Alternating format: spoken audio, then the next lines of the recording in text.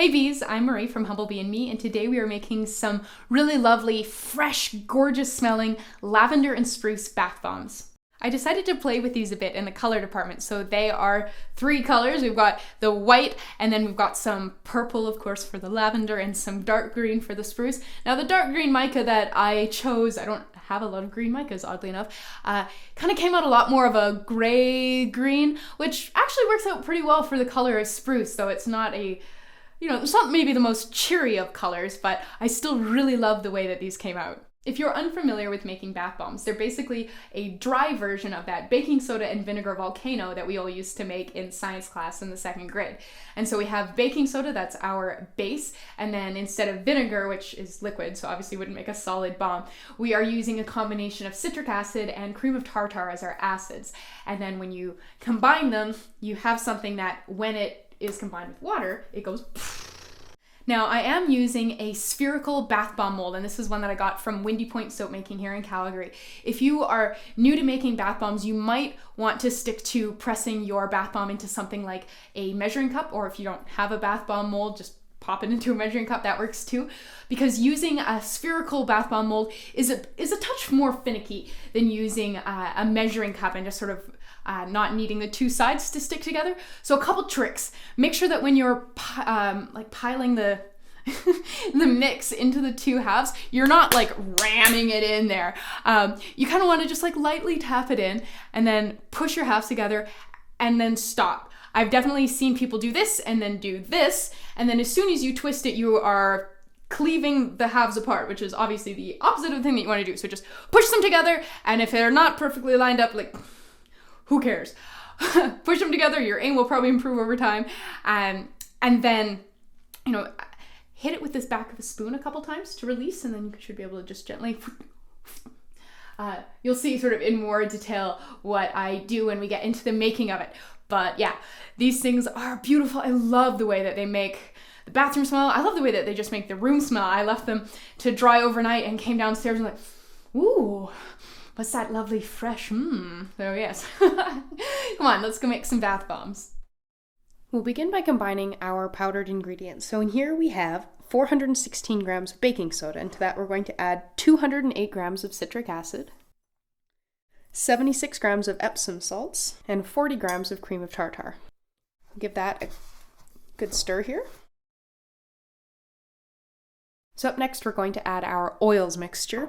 So this here is a mixture of 32 grams of tucuma butter and 16 grams of Polysorbate 80. And that Polysorbate 80 helps the tucuma butter disperse in our bath water so that it doesn't leave oily streaks. You could use Olivem 300 instead. So we're going to blend this in. You kind of want to be, as you can see, I'm sort of dragging across the mixture here to break up the clumps of fat and to also just break up the clumps of the powders here.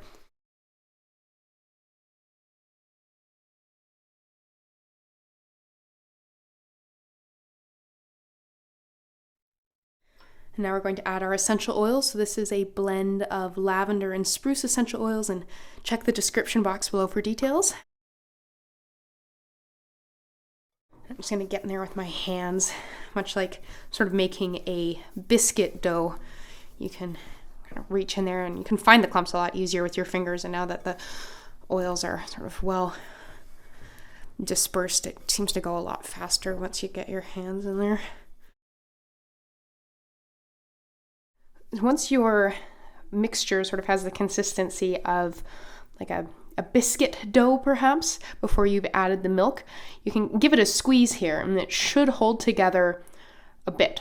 It's not going to be great, but it does hold together a bit. And so that's, we want enough oils in there that that they give the mixture some structure. And so the reason that I start with the spatula is usually because my melted oils are a little hot, so I don't really want to stick my hands right in there. And I also want to get the essential oils dispersed reasonably well, so I'm not, getting a giant handful of essential oils. My hands are going to smell like lavender and spruce for a while as it is.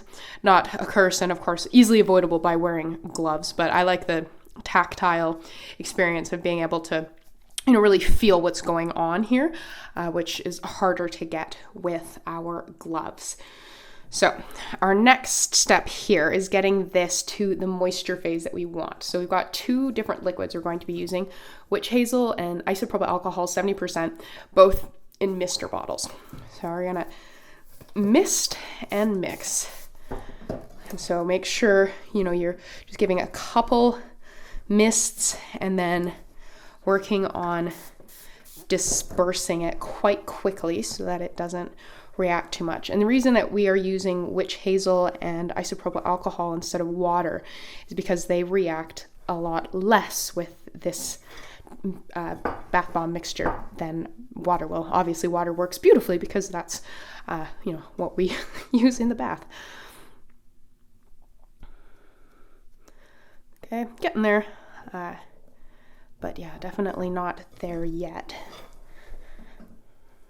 And the beautiful thing about using a decent amount of oils is that you need a lot less liquid to get the bath bombs to hold together, so that kind of lowers the chances of them reacting on you and makes this stage quite a lot faster.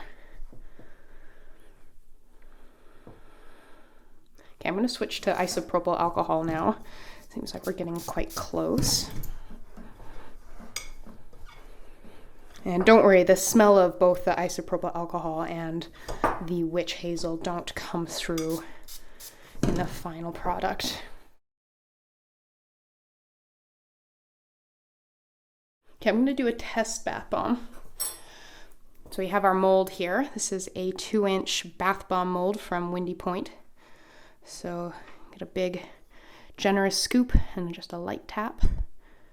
And another big generous scoop and just a light tap. We're not packing it in, we're just lightly tapping.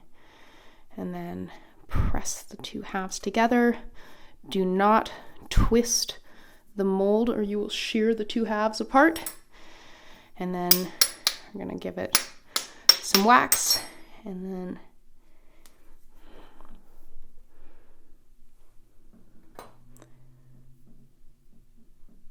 okay. We are there, ladies and gentlemen. So now it's time to get our pretty colors going. So we've got some extra bowls here, and we're going to divide our mix up a bit. So the majority of it is still going to be white, but we've got some pretty colors here. Got some purple and green mica. And I'm just going to stir these with a spoon so that I don't dye my hands. So there's not room for it on screen, but I do have a Tupperware tub here lined with some paper towel, which is where I'll be putting the bath bombs when they have been molded. So we're going to do a little bit of green, and you need, quite like a shockingly small amount of the colored powder to get a distinctly colored top, and then a big bloop of white and another big bloop of white and a little gentle pat. Press that together.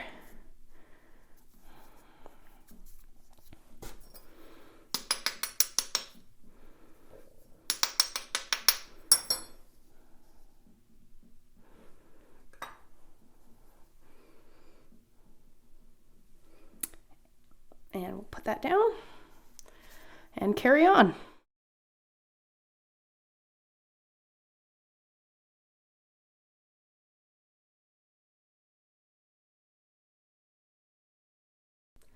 And here we are. There's also another 4 off screen. You can see that things kind of get a little bit messy towards the end, and some of the last ones are a little bit more motley looking in the color banding department than some of the first ones. You can see we've got sort of one casualty here. If this starts to happen and you're making them out of all just one color, it's easy to just sort of pop it back in and start over. But when when it's multicolored, that's not as much of an option. But when this happens, that's usually an indication that you need to add some more liquid to your assorted mixes so that they can hold together, because they're obviously not holding together as well as they should. And because we're using something volatile like isopropyl alcohol, it's quite prone to evaporating off as we work. So that totally makes sense. So up next is just leaving these to dry. Overnight is a good time. And you can pop them in your bath and pamper yourself. Well, the bonus of having a sort of sacrificial bath bomb is that we can kind of use it as our tester without feeling bad at all.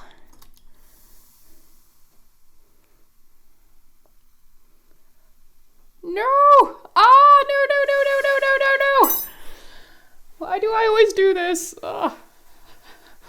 Okay, well, suffice it to say, they fizz up beautifully, and I'm a fool. But thank you so much for watching. Please do remember to check the description box below for the full written recipe and for information on substitutions and where I got all the ingredients and where I got all the equipment. And yeah, thank you so much. See you next time, and I have a mess to go clean up.